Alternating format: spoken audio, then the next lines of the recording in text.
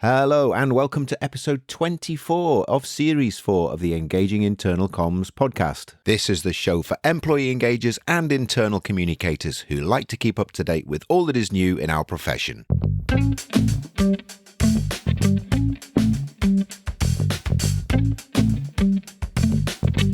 My name's Craig Smith from The Big Picture People.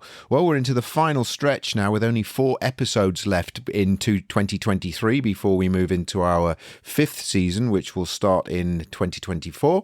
So the remaining 4 episodes that we have left, including this one, in the next episode, we have an interview with Maurice Decoing. Maurice is from Decoing Human Capital, and he's going to be telling us all about the return on investment of psychological safety and psychological safety programs within our organization.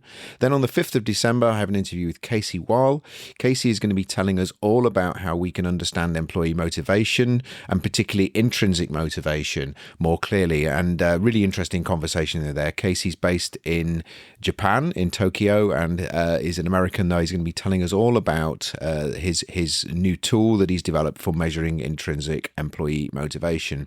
And then finally, our final episode of 2023, which is going to be going out on the 19th of December, is an interview with Helen Neal from HN Communications. And Helen is going to be telling us all about the importance of sustainability engagement. One of the things that I'm sure you're finding in your own organizations is that employees are very motivated by wanting to know that their organization is behaving sustainably, both from an environmental perspective and more broadly. So Helen is going to be telling us all about the work that she's been doing in that area and how we can improve sustainability communications and how we use sustainability as a way of engaging our employees. So that's the final 3 episodes, and 4th is obviously this one that you're going to be listening to today. So I'll let you listen to this episode's interview. In this episode, we're going to be taking an in-depth look at a new piece of research that's just come out. It's called the IC Index 2023. It's been produced by the Institute of Internal Communications and Ipsos Carrion & Box.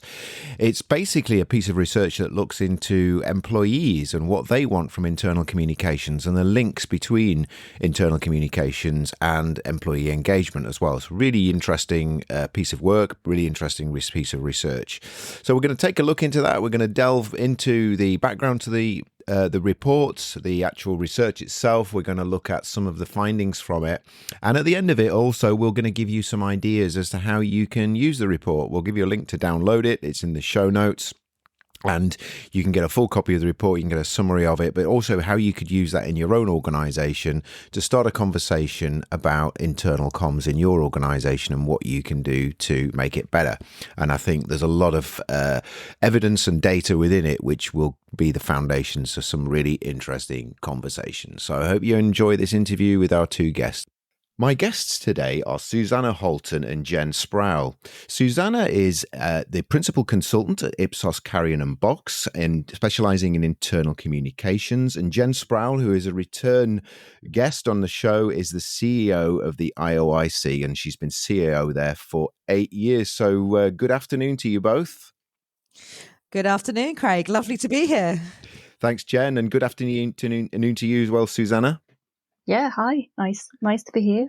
Thank you. And are you? I know, Jen, you normally in Milton Keynes. Are you in Milton Keynes today, or are you elsewhere? I am in the sunny town of Roundabouts. Sunny town of Roundabouts and concrete cows. I think you're somewhere slightly more exotic into my mind, anyway, Susanna. Whereabouts are you? I am indeed. I am in Sweden. At my family's place. Just been here for a wedding, so taking work with me, which is very nice to be able to do that. Fantastic. Oh, brilliant. And yeah, thank you so much for joining. What we're going to be talking about today is the, recently published IC Index 2023, which has been published by the Institute of Internal Communications and Ipsos Carrion & Box. And a fantastic piece of research. And we're going to put some links in this, and I'll mention these at the end of the interview, where we're going to put some links in this for where you can download it. But who wants to start off? Jen or Susanna? Just a little bit of background as to where the index came from, the whole purpose behind it, and a little bit maybe about the kind of methodology of how you've created it. Who wants to start us off on that? Shall I start with sort of the Yeah, preamble? Then I'll probably pass to Susanna, who has much more detailed knowledge, particularly around methodology, than I yeah, do. Okay. So I think just to say from the IoIC's perspective, and where this began, I mean, as you say, I've been here a number of years, and I think the topic of how do we demonstrate our strategic value as our profession has been one I've heard many, many times. I think there's been many topics of conversation around how do we understand and benchmark and drive forward internal communication based on employee need. And so it was a very sort of long held ambition, I think, for the Institute to be able to produce this sort of robust and detailed insight that helps us not only understand the strategic value of internal communication, but really give our membership, but also the community at large, some valuable, rich data to have really important conversations from.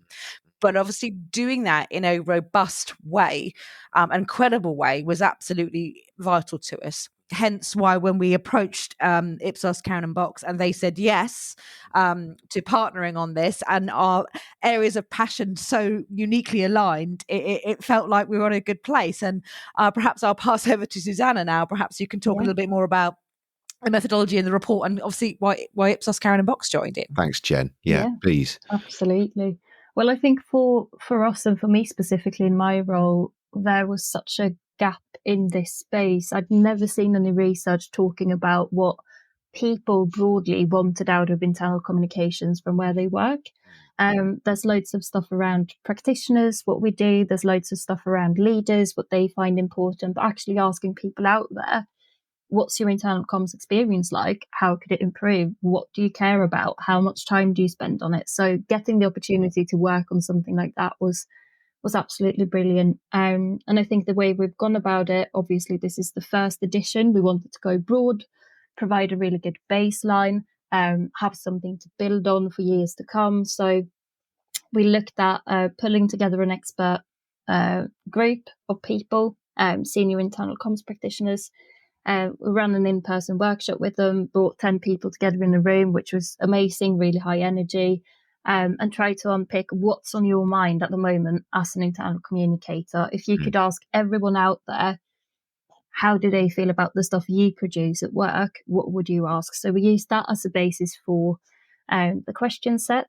So we produced a survey. We also used sort of, frankly, between the IK&B team and Jen and the IoIC team, so many questions that we know clients and members are grappling with at the moment. So that was heavily used to inform the question set as well.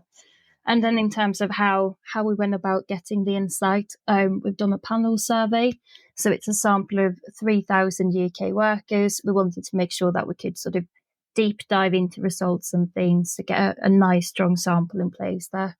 And I think it's really important to remember as well that we looked at large organizations. So that means places of work that employ over 500 people, just because we wanted to make sure that we surveyed people who worked for a place where there would be a comms team in place. Yeah. Okay. Yeah. So that was kind of, there's a logic behind that, was that you're looking for organizations where there's a sort of differentiated comms setup rather than just a, kind of sort of, not that there's any problem with someone doing it on their own or a single person. Yeah. Okay. Excellent. So 3,000 employees, UK workers. Looks like you've got a pretty broad range of sectors as well there, looking at a few of the pages of data, a real broad cross-section there. And was that a mixture of public and private sector as well? Indeed, yes. So we've got everything from sort of people in retail, we've got finance, banking, insurance. They're sort of the biggest sectors that we got, but there's a real spread. And we've already talked about next year, what can we do to even broaden the sample and do some sector cuts. So fantastic. Okay. All right. Well, let's dive into some of the findings then. So again, as I say, we're not going to go through the whole report, and we're going to get people to hopefully download it and have a look for themselves. And it's very accessible, very easy to look at and follow the data. It's very well presented. So maybe if we can just dive into broadly, what was it that people said they did and didn't like? So what were some of the themes that came out in terms of preferences for, not necessarily for the style of communication, but the kind of content of communication? What were the findings there? And again, I don't know whether Jen or Susanna, if you want to lead on who wants to lead off on this one. I mean, I can have a start if you like. Yeah. I think so the question, Craig, is, what was it people want to, in terms of the topics thank you, people want to hear more about? I think this was quite, I think Susanna will add a lot more insight to this than I will, but I think there were some bits in this that, from my perspective, that weren't surprising. Some bits that were a little bit, okay. I think the thing that we found from that in terms of what people want to hear more about from their employers is things you would expect. Pay and benefits, we're in a cost of living crisis. So to think that wouldn't be up there would be strange. And of course, career and personal development opportunities. I think there is a big piece of work and opportunity, particularly as we move around EX for internal communicators to help on that side of things. And of course, strategy and direction. But what we found was then below that was some really sort of polarizing topics of what people felt there was too much of or too little of, and actually their links to engagement. I don't know, Susanna, because obviously the data really didn't it? It looked at those topics and what they do with engagement. And I think that offers some interesting perspectives as to where we are right now. Maybe I'll pass to you, Susanna, to pick up on that side of it. Thank you. Yeah, absolutely. And I think the interesting thing is, so there's always going to be things that we know we need to dial up on, as you've just alluded to. But these polarizing topics is where it gets really interesting. So out of the data set, we had 3 big topics where there's a very even split between people saying I received too much versus too little on this topic. First, we've got the organization's purpose and mission. Really interesting that that's polarizing, because I know so many internal comms practitioners who are really focused on this, and it's such a big thing on the agenda for them and massive part of their internal comms strategy as well. Second one being diversity and inclusion. So again, very even split in whether people say they hear too much or too little. I think that in itself warrants a really interesting discussion around to what extent do we need to talk about diversity and inclusion versus how does it become part of the broader employee experience, and how much of it is actually the lived experience for people. So I think, again, plenty of interesting discussions to have there. And then finally, around the values and culture. So another massive topic on the agenda for loads of internal communicators. And actually what we saw there, so 20% said I received too little on this, but like more. And we did see a high negative impact on engagement when people received too little information about that. So if you were to focus on one thing, that's what I would go for. And then, as Jen said, there were some topics where it's very clear that we really need to dial up the comms.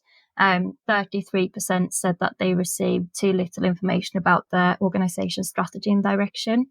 And 38% said I need more on career and personal development opportunities. And those 2 topics also, there's a correlation between hearing too little about them and having a lower engagement score. So we asked engagement to get an outcome measure in the survey. So yeah, there's plenty to go after. Definitely. Yeah, they're fascinating. And I looked at those and I thought they were really interesting because, again, it like you say, obviously by the nature, they're polarizing topics, but it's almost like, I don't know, from my experience, it's like, I do want to talk about my organization's purpose and mission if I can understand how that helps me to understand how I fit in and how I can add value. But I don't want you to just sort of tell me chapter and verse, kind of reciting the corporate mantra about what they are without actually relating it. And I pick that up, when we're talking to clients, is that I think people are tired of the sort of, the standard corporate spiel, but they actually want to kind of get that engagement. So it'd be really interesting. And I think that's a really good, I know we're going to talk about at the end about how organizations can use this research and information. But to have that conversation with their people as to, well, how do you, is it that it's just not important, or is it just the way that we're actually serving it to you that's the problem with topics like this? And I think as well, like Susanna said, and I think with these topics, it's that bit between when we're thinking about it as an informational piece versus a lived experience.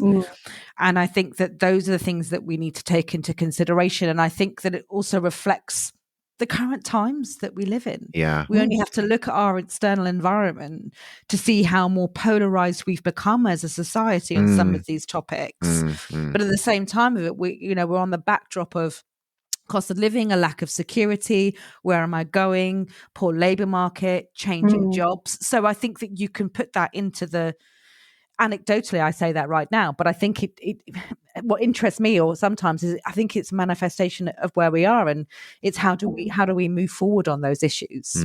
Definitely. Absolutely. And I think, frankly, what I've seen, it's starting to come back up now, but when we run research on things, not just internal comms, but engagement more broadly, there was such a clear dip about this time last year. Engagement scores just started dipping. So they increased in the pandemic because people felt closer to the leadership. There was more personal communication.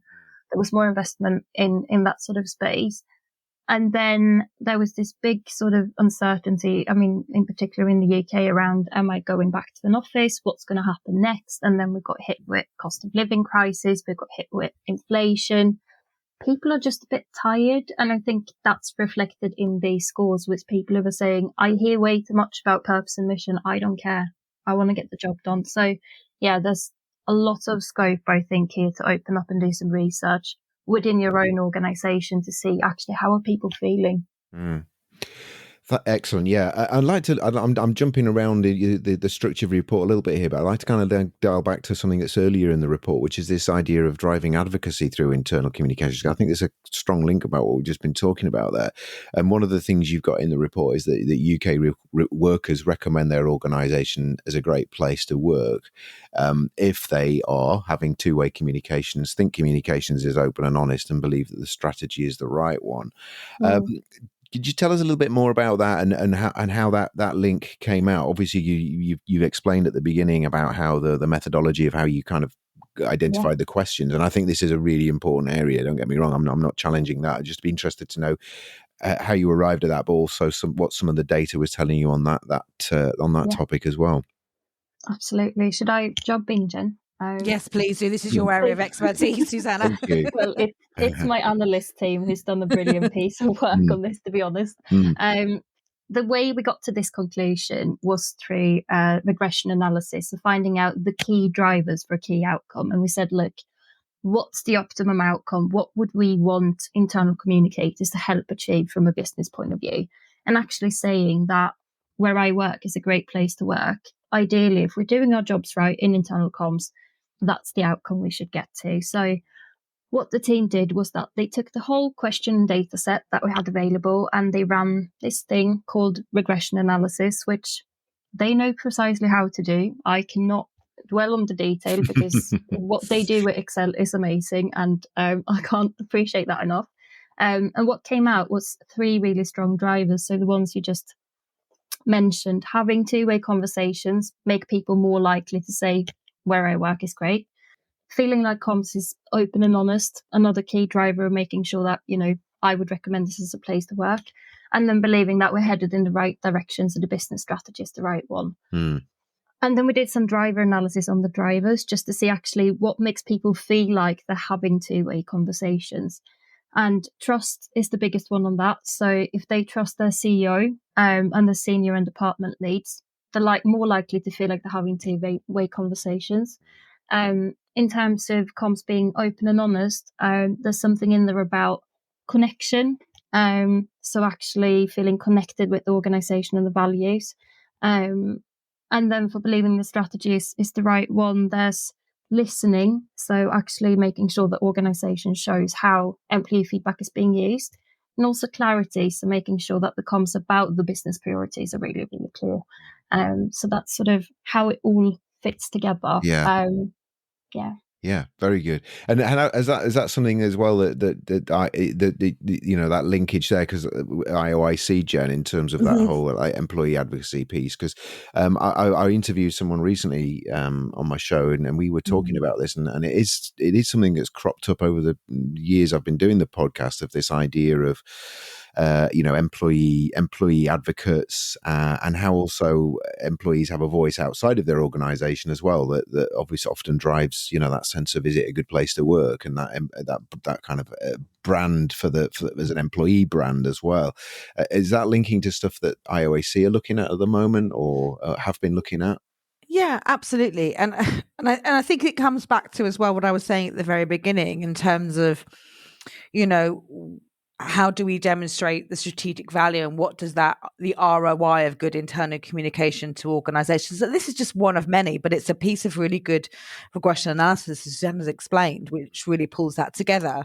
And I think that where we're on with this, and I'm going back to my point again earlier about what is the top of the mind of a leader right now, depending on where they are. It could be employee retention, all those things, productivity, what their brand reputation says. And we've always at IoIC talked about, and to quote, for example, Rachel Miller, who talks about what happens inside is reflected outside. And actually, we're in the business of reputation management.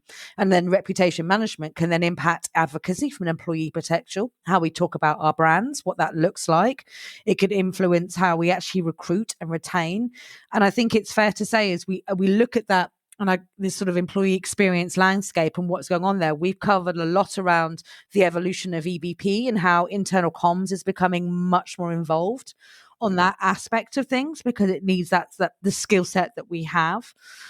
So I think that this is absolutely a driver of where we're doing a lot more work, and actually where organizations have a lot more concern. And with the savvy nature that we all have as consumers, employees, customers, or just everyday human beings, we are greatly influenced by a number of things, but we're never more influenced to believe by those that are our trusted friends, or those down the road, or your neighbor, or those that have the lived experience. Those are the most trusted sources of, is that brand good or not? Do I want to buy it or not? Or do I want to work for it or not? So you have to live it, to portray it, to then see it in action. And that's where internal communication has so much power to drive those kinds of outcomes for organizations. Absolutely. I want to move on to another point now, which is an area that fascinated me. And I love these definitions, that the four main groups that you identified. I'm not sure whether these are kind of industry recognized or whether you've come up with them, but I love the idea. I don't love the idea, but I love the definitions of the unconvinced cynics, the confused followers, the miserable moaners, and the informed cheerleaders. Do you want to tell us a little bit more about where they came from, and also what that data told us about the proportions of those that we're finding in through your study? Susanna, shall I throw to you on this one as well? Yeah. So again, a brilliant piece of work by our analyst team. So what they've done is they've gone through segmentation analysis, cluster analysis to sort of form these clusters in the data based on patterns in responses to the survey. So it's all led by data, but it's grounded in sentiment. So actually understanding, how do people feel out there? Whenever we do this, you typically do get a proportion who are super positive. Here we've called them informed cheerleaders. So it's people who love where they work, they're motivated, they're proud of the organization, they feel like comms are informative, clear, trustworthy, and they really value that sort of interactive face-to-face communication. And that's actually 44% of the UK workforce in this sample that we've looked at. So that's a really positive thing, I think. On the flip side, we've got the miserable moaners, which is just over a quarter of people. And it's the people who it's kind of too late to win them over, because they don't like where they work. They wouldn't recommend it, and they don't really trust anyone within the business. They don't think communications are great. They feel like it's boring. They feel like it's very impersonal. And it's the people who are probably going to leave your business soon. So there will be some of these people in any given workplace anywhere in the UK at any moment. And I think as an internal communicator, it's not really who you want to sort of focus on, because they kind of made their mind up. But then we have two groups that are more interesting from a sort of targeting point of view. And if you're trying to sort of look at, how do I win people over? How do we increase the scores? How do we make people feel more likely to recommend this as a great place to work? And it's the unconvinced cynics. That's 14% of people. It's people who feel like communication is good, my organization does a good job of it. I'll read emails, I'll read newsletters, I'll have a look at the intranet, but they don't trust the senior leadership team or the CEO. So the challenge there is actually saying, how can we build that relationship out and make this group trust the leaders of the business? And 17% of people are what we call confused followers, which I think is probably my favorite graphic in the report. That's mine too. And they feel like comms are fine, but they don't have that context or explanation around change. Again, such a common challenge, and especially things are changing quicker than ever. So I can really see where that's coming from. As part of this, they also don't really feel valued at work, and they don't really know what development opportunities, next steps they have. They're typically very loyal to the managers, but they recognize that they do need more support to be able to talk about all of these things and changes that are going on. So I think anyone can recognize any of those groups in their own workplace. Yeah, we could probably put names to them as well. But no, it's fascinating. And I think, I was just an observation from me is that, on the miserable moaners, I'll probably leave soon. I think a lot of organizations, where they're staying, those people are staying, and they're kind of, sabotaging and undermining. And I think that's where a lot of organizations do sometimes have problems, isn't it? Yeah, and the other thing I would say is obviously, these are names and all the things that we put together, and I think, as we've said, it's worthwhile trying to understand those groups and if they work and who they are in your own organisation, and there might be other ways that you want to go about it. But yes, they are there. So then your challenge, and that's something we're picking up, I think, as a feature as well in the next issue of Voice magazine, around what are you doing with your, and we called it quite a lot, Suzanne and I, we talked about it, your swing voters, which is your unconvinced cynics and your confused followers. So how can we address those things so that the good, if you like, outweighs the bad? Yeah. And then how can you use your informed cheerleaders to be better internal advocates to help balance out? Because you're always going to have a miserable moaner portion of your workforce. There is no such thing as 100%, informed cheerleaders. I mean, but I think as well, it gives you a benchmark as well to work with. If, a quarter of the UK if we can go that from, say, a quarter to, to say we can go from reduce that by 5% by working on our swing voters or using our informed cheerleaders. There's ways to think about that and the ways to do that. And I think that that's a real opportunity. And the report highlights some simple things, if you like, to really focus in on to make that change. Yeah. Yeah, it's the rising tide raises all ships, isn't it? And I think that, and they're taking an appreciative approach to how do we use our informed cheerleaders, or the people who have good intentions but just a bit confused, or maybe things have happened in the past that have led to a bit of cynicism, and I think that's where I think people get overwhelmed, is the thought of 26%, I've got to try and change them. Well, start at the margins and make some marginal gains and improvements, and then that they'll either feel I've got to raise my game now and stop moaning, or I'm, this isn't the place for me, and I will leave, rather than just behaving like I've already left. So yeah. I don't think for any moment we're saying you're going to make your miserable moaners your informed cheerleaders. I think there is a level of acceptance needed. Yeah. Absolutely. Yeah. Okay, I want to move on to another area, just like to spend a little bit more time on, which is this. It's the sort of next page in the report, which is this. You've called it the slight strategy paradox.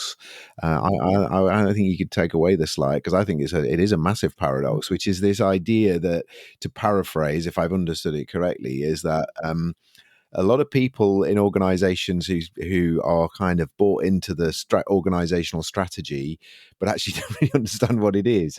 And this resonates with me and some of the conversations I've had more recently than I'd like to have done. But and what you found here is that, particularly at a senior level, you've got, again, correct me if I'm wrong, 80% of people who say they're bought into the strategy, but actually only 66% who actually understand it. So there's a 14% gap. Is that the right understanding of that paradox? And I'd like to dig into that a little bit more detail. So Suzanne, do you want to dive into that? Yeah, I think there's something about how the question is worded. So first of all, completely right that when we look at it overall, people are more likely to say, yeah, I believe we've got the right strategy for success, than they are likely to say, I think my employer has been clear on what the strategy and business priorities actually are. And if we sort of stay on the phrasing of that final question, my employer has been clear on the organisation strategy and business priorities, that's where senior leaders are quite negative compared to their understanding. And I think what they're telling us is, I know what the strategy is because I'm really clear. I work with it every day. I'm really close to it.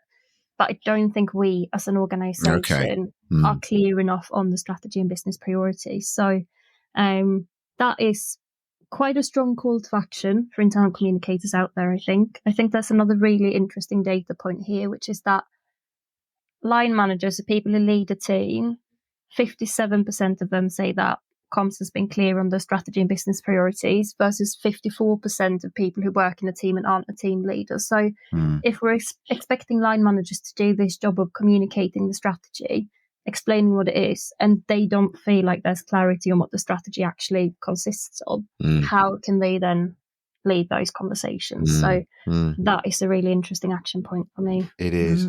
Yeah. And I think, I mean, again, I kind of maybe paraphrased it in, thank you for clarifying the understanding of that, Suzanne. But I mean, I from my experience as well, though, it's not uncommon if you go into an organization and you speak to 6 different senior managers who will all say, that round the table, they'll all nod and say, yeah, we've all got a common definition. And then you speak to them individually and they'll all give you slightly different versions of it. Yeah.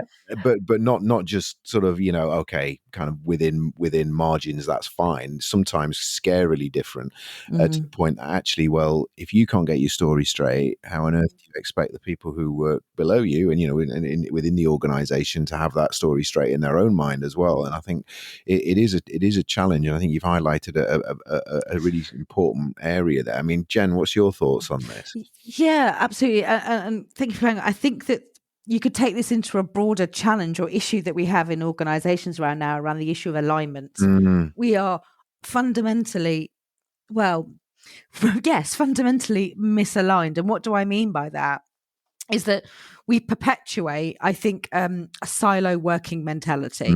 Here's the marketing function, here's the finance function, here's the ops function, here's that. And actually, we've got the same top piece, perhaps objective, but how we're interpreting it within those areas is different, it's varied, and we're not checking in and aligning with each other. Then how we're aligning that down in our organization. It is a bit of sort of mass Chinese whispers, if you almost think about it. Is that, the get point up here, and then how we cascade that down is a real issue. And I think, to me, this also highlights that alignment and perhaps the way we're working or the way we're structuring ourselves as organizations, in the way we think about the organogram, kind of almost drives that issue. And actually, I would be thinking as well around how are we ensuring communication across those functions, not just downwards. So Definitely. It's this multi-directional flow of information. Yeah, definitely. And I think and that's a topic, bit like what you're saying, Craig, that I've heard much discussion of. We picked it up at the IoIC as well, is that it's just, and the bigger the organizations get, which the survey index shows as well, the bigger that issue gets. Yeah.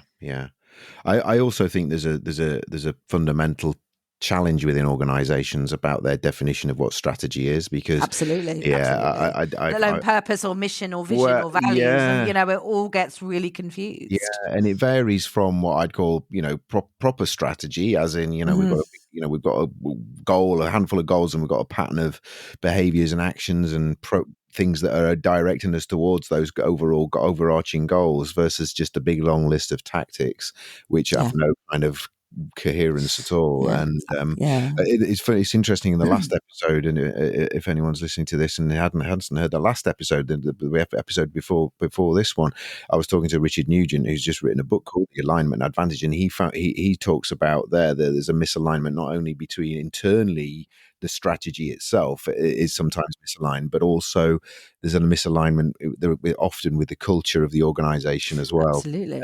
And would you get internal competition, don't you? Exactly. And that creates even more issues, doesn't it? Absolutely. But then we have a strategy. Ownership. We have a strategy to achieve X, but actually our culture is not geared Yeah. up to that, or we're not addressing some of our fundamental cultural issues around our behaviors, our mindset, that are going to Absolutely. enable us or block us from getting there. Sorry, So, Jen. and Yeah. yeah, and I'll say as well, it's this issue of knowledge exchange and knowledge transfer and Mm, knowledge being powerful, mm, and how we have in some, I can't speak for everyone. This is a very anecdotal thing to say, mm, but we've bred that notion that retaining knowledge or retaining tasks and having a bigger thing keeps us that level of security and that level of power that we're mm, looking for, mm, rather than sort of promoting the value of knowledge transfer, which is actually, if we're all more informed or we're all collaborating better, it doesn't jeopardize or threaten one or the other. mm, Because a lot of things come from fear. We're a very emotional human being. And mm. that's why, going back to what we were talking about earlier, as well as understanding those behavioral pieces of Yeah. your organization and those behavioral mindsets and segmenting with that view in mind can be a really helpful place to start, I think, as Absolutely. well. And there is just, it's the command and control. Some of those old cultures we're trying to move over, Mm, but it takes time and it takes collaborative effort, mm, and it takes multi-directional communication. And as my old manager once said to me, is if we can't all put a strategy on a single side of paper and understand it, that's get strategy on one page and sing from that. yeah. It's then when we start to add that detail to it, and then we create that scrum, I think, effect. Yeah. Well, Yeah. it just then breeds down this misalignment and confusion. Yeah. Yeah. Just a footnote on that conversation on the next page is that 1 in 4 UK workers neither understand nor believe their employer's strategy, which I kind of aligns what we've been talking about. But I guess that Yeah. if anyone needs a sense of urgency, and I remember this takes me back to my early days in organizational development and comms, Kaplan and Norton's book, The Balanced Scorecard, which had a very similar statistic, and that was in the mid-90s around, Yes. I how think I many remember the same one, Craig. yeah, exactly. Who and I think that for us, that is just highlights. I think the perennial challenge that we've always got is that the sort of the inertia or the momentum of the vacuum of not knowing what's going on and not understanding it is something we should always be consciously working on. Never assume anything, I guess. Anything to add to that data that there on that Susanna, about the 25% of people who are passengers and yeah. I think it's interesting to look at. So we've done some breakouts in terms of in what groups do we see more of the passengers. It's absolutely highest in the transportation and distribution sector. So there we see around 44% of people, if you recut the data just by that sector, are actually passengers. As Jen sort of mentioned previously, it's way more common in the bigger organisations. So where you've got 10,000 employees or more, it's way more likely that people feel like, I don't understand it and I don't believe we're headed in the right direction.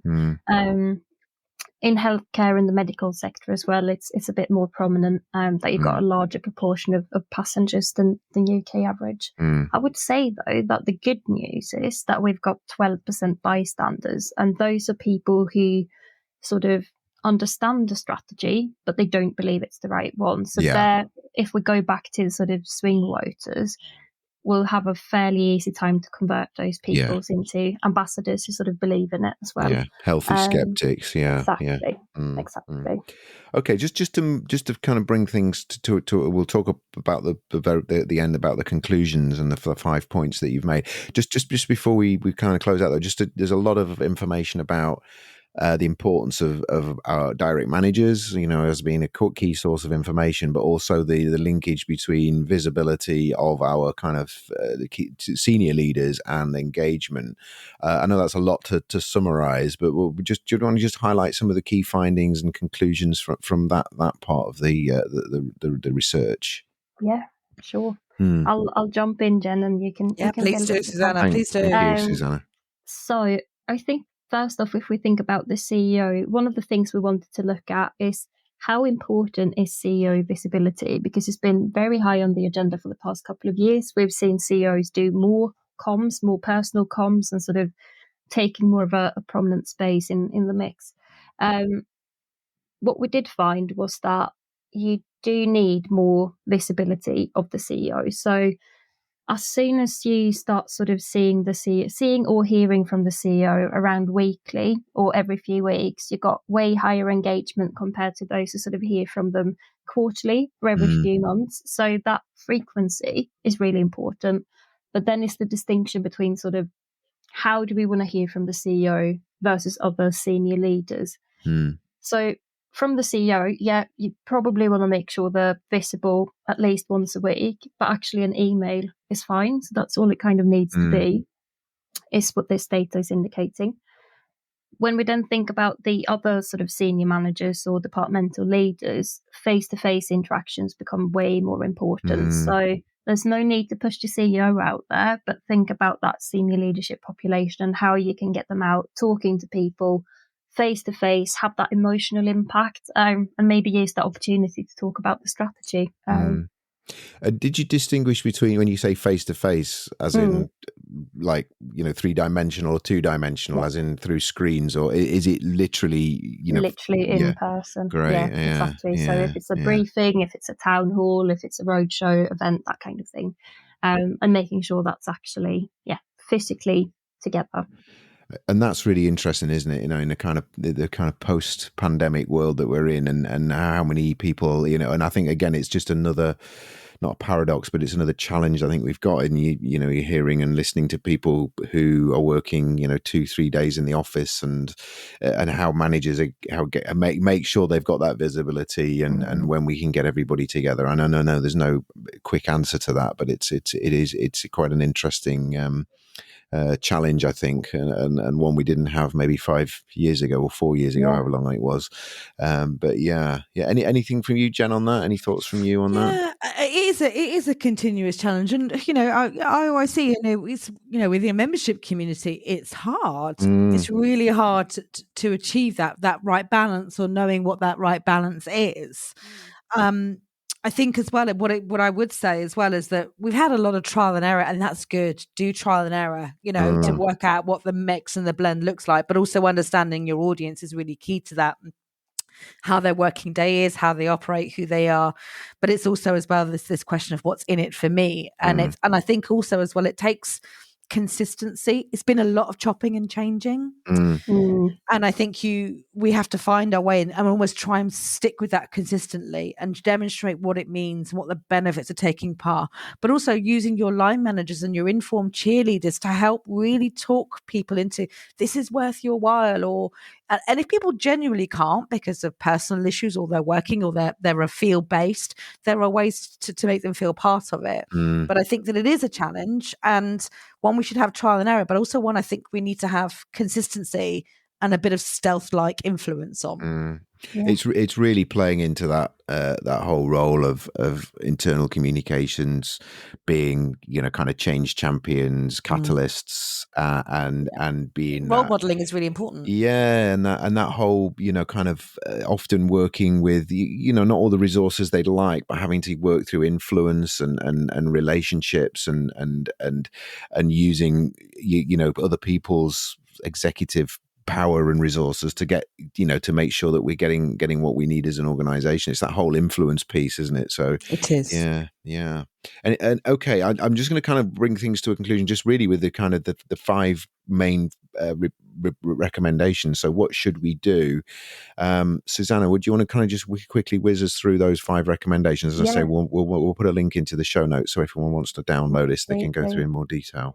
Yeah, and there is plenty more in the report, but I'll cover the 5 big ones. And I think the first one really is demonstrate impact. So source and provide the evidence, like Jen just said, like trial and error. It's about being humble. It's about showing what's not working, because then you've tested it, you've tried it, and you can educate and take leaders on that journey with you. So it's that sort of trusted advisor space led by data, such a big impact.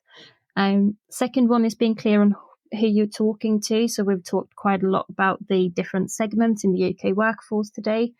Look at which audiences are critical to your agenda or what you're trying to do, and look at how you can segment, target, tailor based on the data you've got available about your organization.